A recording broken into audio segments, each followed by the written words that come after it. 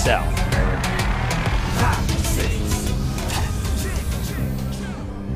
In the bottom right, we have our Protoss player bringing us the rubber match here from team number 2. CJ hero, Kim Jun-ho.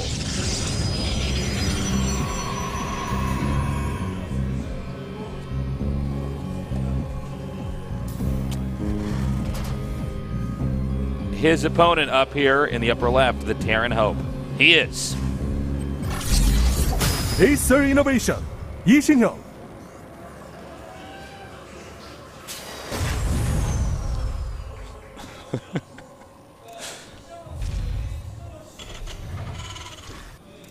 You gonna talk our toes? Oh yeah. I was just sitting here thinking. Watching you for like a little bit now. Yeah, that's actually kind of funny.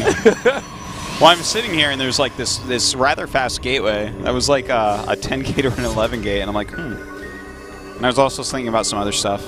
But anyways, that's kind of funny. I just space out. Like, I'm just like looking at the wall. Oh, that's. Oh, I'm great. Toast is showing early signs of dementia here. Well, the cybernetics score is starting here. All right, so looks like it should be a Reaper opening as well here from Innovation, like we've been seeing before. And there it is, the Reaper being made. Just a very safe way to check what's going on. We got a lot of people here in the audience today. As we should. A lot of fan favorites. Yep. So it's cool to see. Very thriving fan base. StarCraft II audience have gotten a lot bigger this year in Korea. They have. A lot bigger. They have. It's a pretty big tourist attraction out here too. Yeah. You get a lot of people that aren't too familiar with esports, but are like, I just know that this apparently exists. In Korea, and I want to see this. Got to check it out. All right, so we have a chrono boosted mothership core here off of that very quick gateway. Is that I think it was 11 gate. Could have been a 12. I don't know. Anyways, I was too busy watching you not talk earlier. It was very touching to see you in that lapse. It was really cute, man. Thanks. I do that sometimes too, though. Sometimes you just turn to look at me and I'm like, oh my God, I just stopped talking. I just ran out of gas. It just sat there. It happens sometimes. I thought Artosis was an audio book. I didn't know. I had to interact with him. So. Oh, man. I hope you got me for free. All right, so that Reaper is going to be able to pop up here and check out what's going on. Not going to find out too much. There's a Stalker. Have a gas. Okay, I'm out of here. Reaper build, actually, it didn't occur to me with a Reaper build like this. You could just go up into the main like that. That makes the Reaper build really, versatile on a map like this. Yeah, Reaper openings are pretty popular here overall. And nice. Well, What's up? Look at this. He's delayed the command center. He's zoning out these Marines. The SCV can't get over there. This is awesome. I was wondering, because he did chrono boost out. You know, you got the quicker gateway and chrono boost this out. But it looks like he actually chrono boosts this out specifically to deal with this Reaper build. Is that Parting flying that mothership core? Oh! Parting would have forced a cancel on that command center. Tasteless, jeez. I mean, it was very good. It was very good. Like, totally Code S micro, but I mean, don't pretend that that was micro like Party's micro. It's like that's like disrespectful to Party. Well, the Stalkers now chase the Reaper out. We have the armor upgrade coming here. A hero really investing in the late game right now with that quick forge. Yeah, and looks like he's going to go into pretty standard play from here. I like this move with the mothership core getting it so quickly, because against the Reaper expand that Innovation's been doing, he actually gets over there, and if Innovation had instantly pulled back those Marines, and if Parting was playing this game, he could have killed the Marines very easily. But in this case, I mean, at least he delayed everything, he got a kill. And if you delay the command center like that and get an SCV kill, and I bet you on average he's killing like maybe a Marine as well as an SCV, maybe even a second SCV, I'm not sure exactly, but I guarantee on average he gets more than the one SCV with that build against this build, which makes it very worthwhile to get it out more quickly like he did this game. Yeah, it was a good move. Yeah, it's really cool. I really like it. They're both just gearing up for a late game here, guys. This game will most likely go for the same length or longer than the last game did. Possibly exactly the same length if it's Colossus versus SCV pull. If it is an SCV timing, you're right. It could be literally exactly the same length. There's a Colossus tag. So far, Protoss just in a defensive form. And I'm surprised he was even kiting that Reaper with the Stalker. Well, he wanted to make sure that the 14-minute Reaper timing didn't kill a probe at his of course. third. That's a really strong one there, yeah. Well, when you lose that probe, that's when you know you're about to lose. You know, to at least one of our SCV viewers, there's enough people that watch this show that at least one of our viewers actually will take this literally and try a 14-minute Reaper timing and be confused and pissed at us and think we don't understand what we're talking about. They will not get the sarcasm. Well, sorry to them. Sorry to that one guy. At least it's a learning experience in that regard, right? At least you learned about what sarcasm was, and you'll be able to use that tool later on in your life. Indeed. All right, so what Hero's doing here is he's skipping the second forge. Very similar build to before in the last game, but skipping that second forge. This might mean that he wants to, instead of continuing making Colossus nonstop, go into a quicker Size Storm.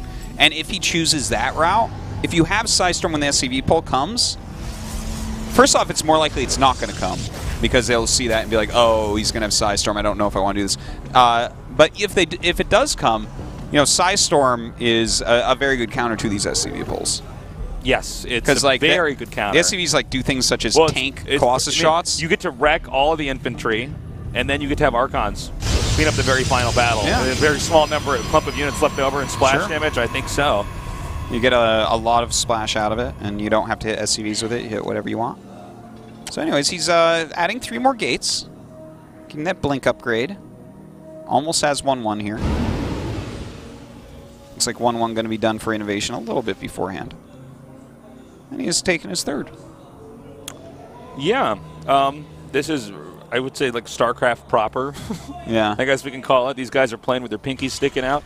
This is a game where, you know, they're both really just investing in a win later on. And since they're both doing that, it looks like an overall pretty passive game. This is innovation coming out here with these medevacs. This is just to see if he can catch anything off guard.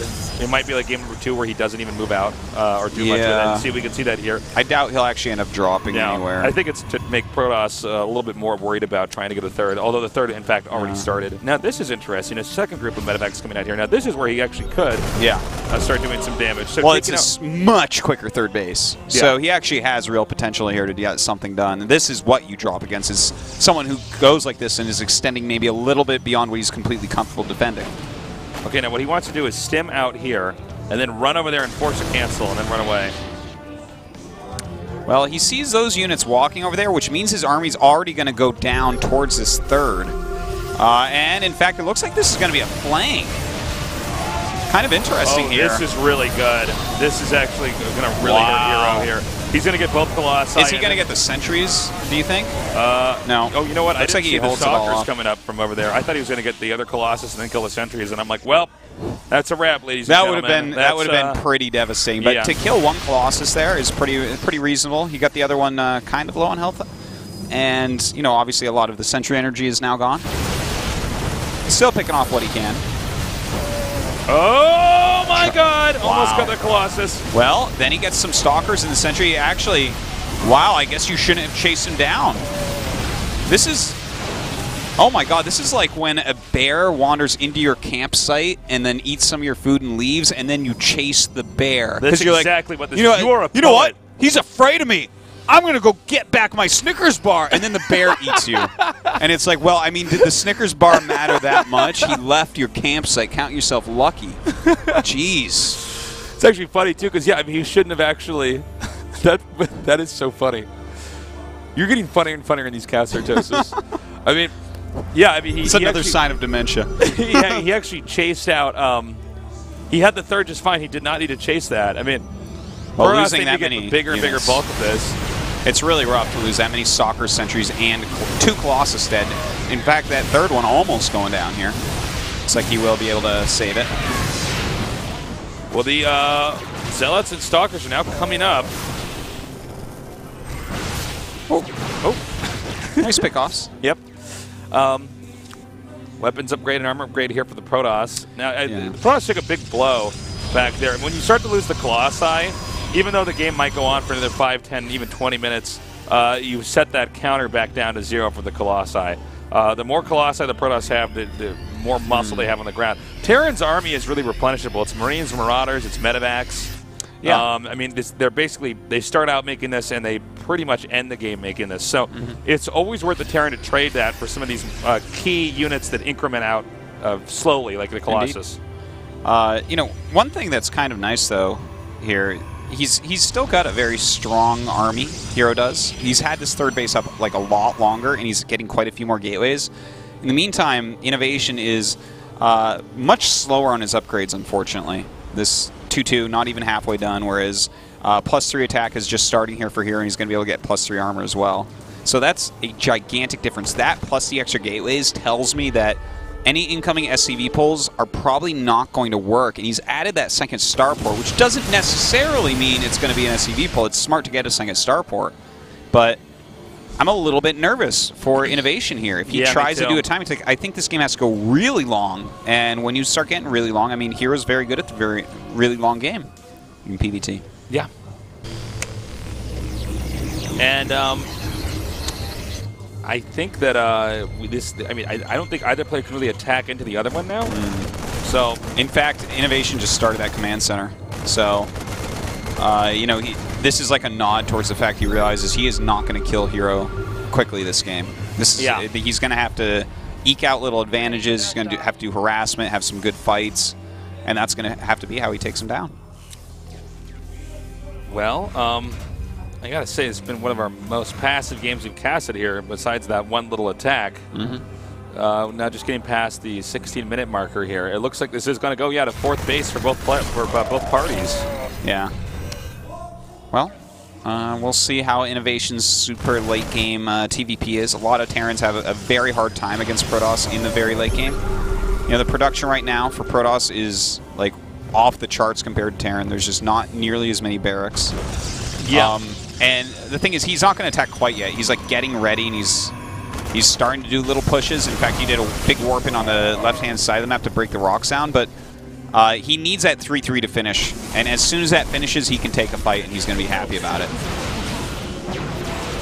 It looks like the Protoss is now going to move up and really put the pressure here on the Terran.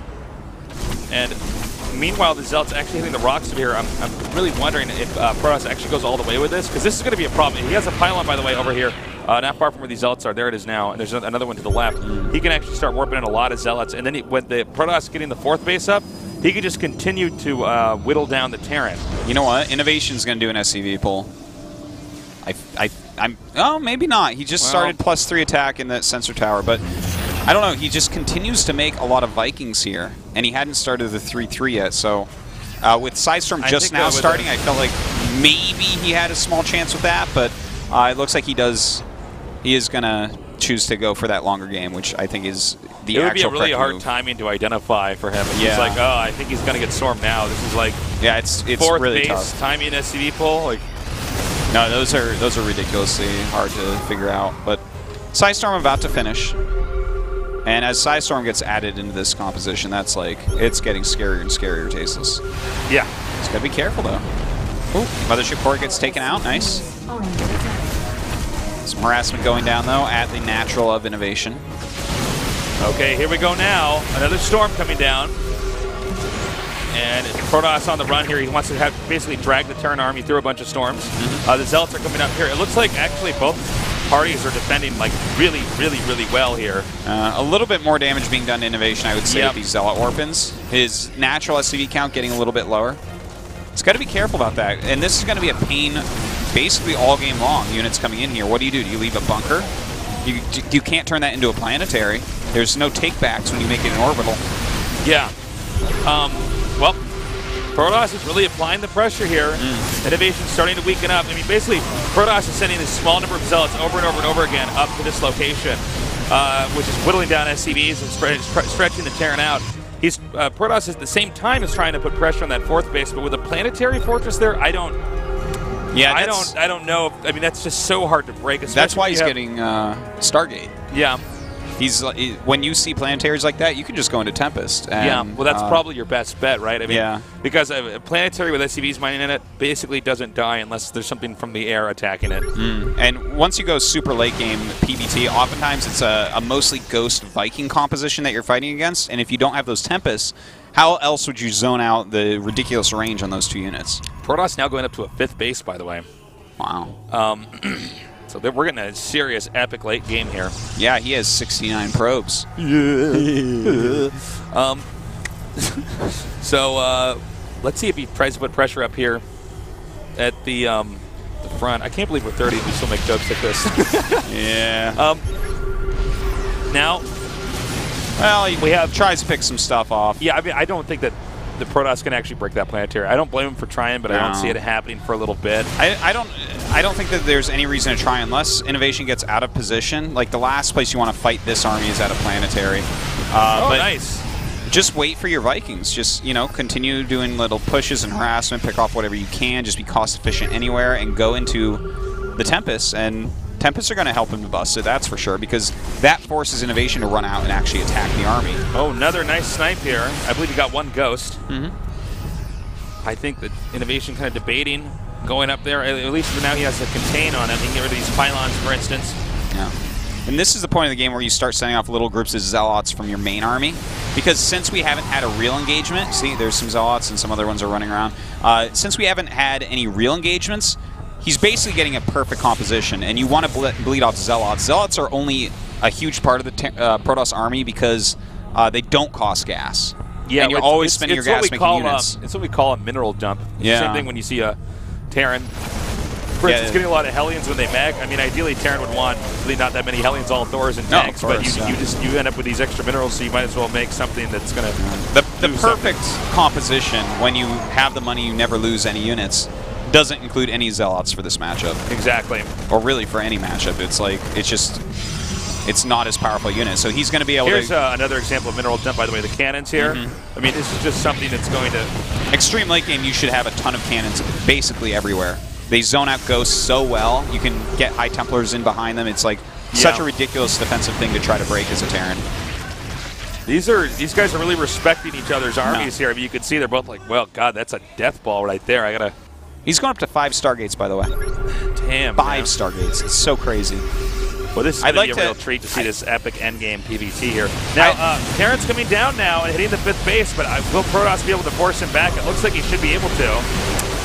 Damn, blanketed EMPs. Yeah, that's some really good EMP. Oh, God, that's a lot of Vikings coming over here. Well, that's a lot of storms on those Vikings, and Hero does some very nice micro. Nice flank. Oh, my God. That was a brutal final size storm. Yeah. And the thing is, Innovation supply is falling, and he is not maxed out anymore, whereas Hero, no problem. This is looking pretty Hero favorite at this moment, Tasteless. He has 8 Tempests. He's going to be able to break through anything. Let's see if Innovation can bounce back to this. I mean, look at the supplies now. It is dropped so much here for Innovation. Yeah. He's dead, man. There's just no way to hold this from here. This army is so scary from Hero. I mean, I think this is pretty straightforward from here. Hero should just take out this 4th base where the planetary is, easy peasy. Take out the 5th that's in the upper right, which is basically naked. And, yeah, I mean, just close in on his opponent. I mean, it's really time now for Hero to sink his teeth in, and Innovation identifies that. GG. Indeed. Well done by Hero. Really showing how to play a very passive, long game against Terran. And that's exactly what you want to do against somebody like Innovation, somebody who's known for timing attacks, somebody who's known to you know, really snipe out his opponent at a very specific point in time in the game. Hero just lets Innovation run out of gas, and that's a great way to play it. Quite literally run out of gas. Yes. Well, more literally run out of minerals, actually. So, well played there by Hero. He does advance to that winner's match. Don't worry, though. Innovation playing very well today, I would say. He's looking very strong. Wouldn't be surprised if he can still get out of this group. Yeah, absolutely. We're going to go to a short little break, and when we come back, we're going to go on to our second best of 3 here at the GSL Code